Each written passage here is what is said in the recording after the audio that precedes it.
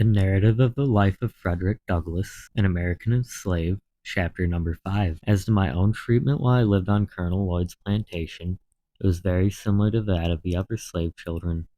It was not old enough to work in the field, and there being little else than field work to do, I had a great deal of leisure time. The most I had to do was to drive up the cows at evening, keep the fowls out of the garden, keep the front yard clean, and run of errands for my old master's daughter, Mrs. Lucretia Allude. The most of my leisure time I spent in helping Master Daniel Lloyd in finding his birds after he had shot them. My connection with Master Daniel was of some advantage to me. He became quite attached to me, and was a sort of protector of me. He would not allow the older boys to impose upon me, and would divide his cakes with me.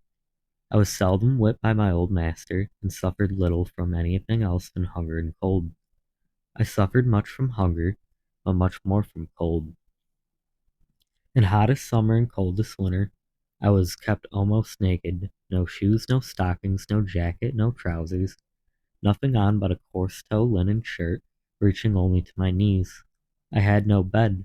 I must have perished with cold, but at the coldest nights I used to steal a bag which was used for carrying corn to the mill. I would crawl into this bag and there sleep on the cold, damp clay floor with my head and feet out. My feet had been so cracked with the frost that the pen with I am writing might be laden with gashes. We were not regularly allowanced. Our food was coarse cornmeal boiled. This was called mush. It was put into a large wooden tray or trough and set down upon the ground. The children were then called, like so many pigs, and like so many pigs they would come and devour the mush, some with oyster shells, other with pieces of shingle, some with naked hands, and none with spoons. He that ate fastest got most, he that was the strongest secured the best place, and few left the trough satisfied. I was probably between 7 and 8 years old when I left Colonel Lloyd's plantation. I left it with joy. I shall never forget the ecstasy which I received the intelligence that my old master Anthony had determined to let me go to Baltimore to live with Mr. Hugh Allude, brother to my old master's son-in-law, Captain Thomas Allude. I received this information about 3 days before my departure. They were three of the happiest days I ever enjoyed. I spent the most part of all these 3 days in the creek, washing off a plantation skirt and preparing myself for my departure. The pride of appearance which this would indicate was not my own. I spent this time in washing not so much because I wished to, but because Miss Lucretia had told me I must get all the dead skin off my feet and knees before I could go to Baltimore, for the people in Baltimore were very cleanly and would laugh at me if I looked dirty. Besides, she was going to give me a pair of trousers, which I should not put on unless I got all the dirt off me. The thought of owning a pair of trousers was great indeed. It was almost a sufficient motive, not only to make me take off what would be called by pig drovers to manage, but the skin itself. I went at it in good earnest, working for the first time with the hope of reward.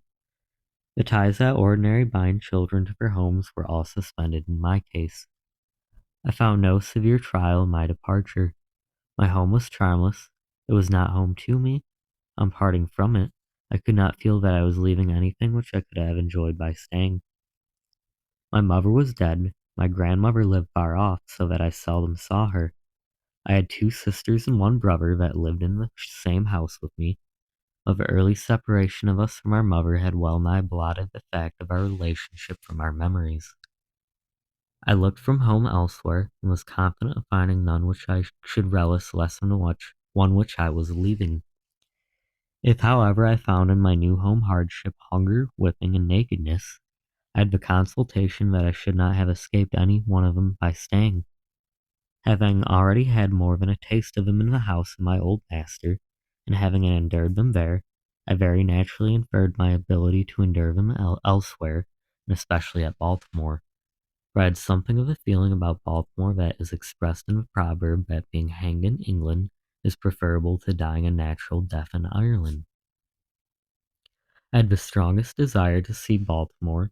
Cousin Tom, though not fluent in speech, had inspired me with that desire by his eloquent description of the place. I could never point out anything at the great house, no matter how beautiful or powerful, but that he had seen something at Baltimore far exceeding, both in beauty and strength, the object which I pointed out to him. Even the great house itself, with all its pictures, was far inferior to many buildings in Baltimore. So strong was my desire that I thought a gratification of it would fully compensate for whatever loss of comforts I should sustain by the exchange. I left without a regret and with the highest hopes of future happiness. We sailed out to Miles River for Baltimore on a Saturday morning. I remembered only the day of the week, for at that time I had no knowledge of the days of the month, nor of the months of the year. On setting sail, I walked aft and gave to Colonel Lloyd's plantation that I hoped would be the last look.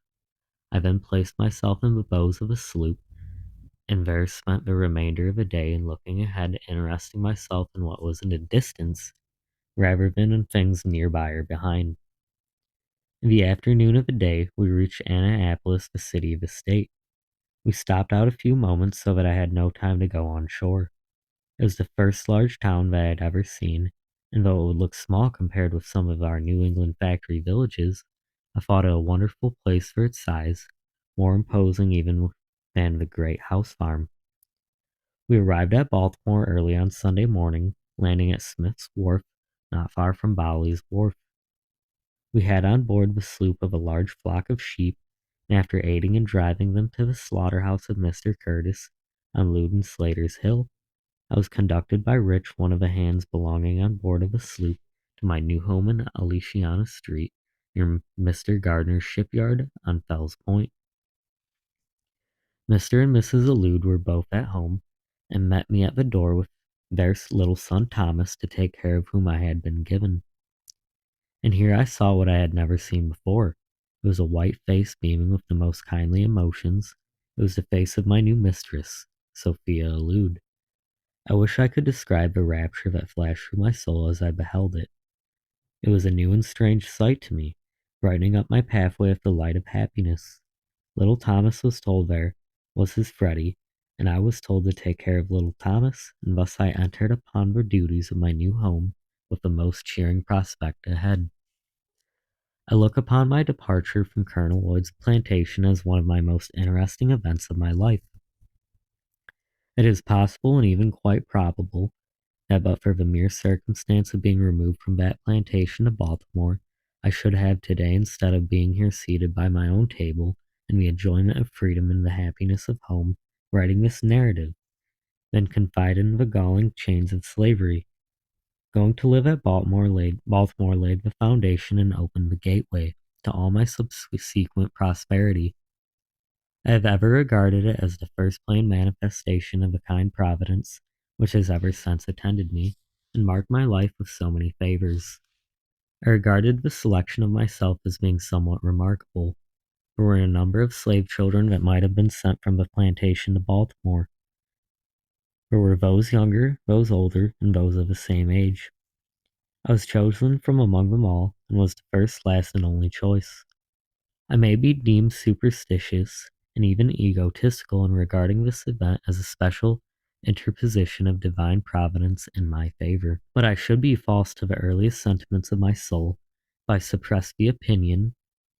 I prefer to be true to myself even at the hazard of incurring the ridicule of others, rather than to be false and incur my own abhorrence. From my earliest recollection, I date the entertainment of a deep conviction that slavery would not always be able to hold me within its foul embrace, and in the darkest hours of my career in slavery, this living world of faith and spirit of hope departed not from me, but remained like ministering angels to cheer me through the gloom. This good spirit was from God, and to him I offer thanksgiving and praise.